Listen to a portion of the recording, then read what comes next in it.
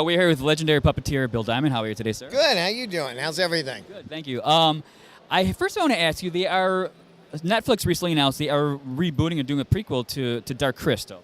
Yeah, I think the Hensons had finally got a chance to get connected with Netflix, and I think Netflix is an excellent place for them to do new stories for that. I'm curious, which leads me, I'm wondering how much advancement has there been since the original Dark Crystal when you worked on in puppeteering? How different do you think it'll be as far as the mechanics and the fabrics, the materials? How different do you think it would be now versus back then? Well, you got to realize that Jim had incredible. I played a very small role. Right. You know, I was just in the New York office. He had a craftsman and all kinds of very talented people in Europe building incredible creatures, using new materials, which was foam latex that was never used before.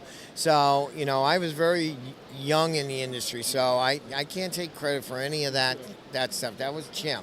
It was nice to be around all that, and it of course, helped me launch my career. But that's a Jim Henson film, and it's nice to see the Henson family being able to reboot new stories and exciting to have Brian Froud and his artwork, and Wendy Froud and Toby Froud getting involved with them, so it's almost like a family reunion.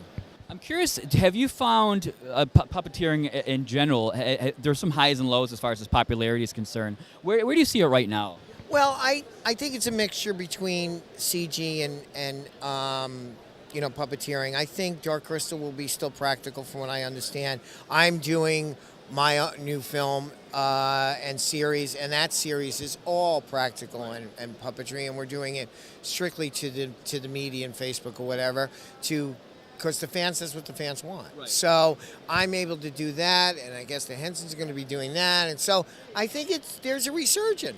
And that's what the art is. And Jim was masterful, and we all learned from him, each in our own ways, learned that he was able to take a medium and recreate it. Puppetry is not something that was invented by any of us. We just kind of reformed it, and he is the one that reformed it all.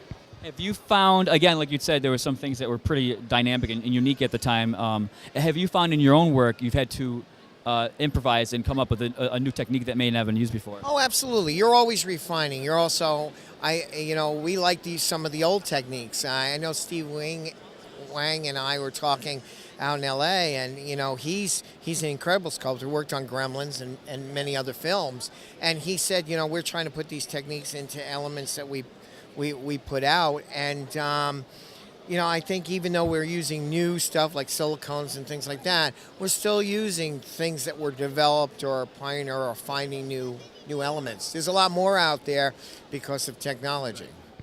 You have a couple of films coming up. What do you have coming up? I'm working on a story which is not new. It's called Land of the Moonshins, and it was a comic strip back in the turn of the 80s, and then it was a couple of cable shows, and we did it live.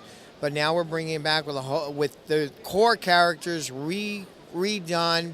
I think we just needed to wait. Jim saw my original film. Him and Sharon, they loved it.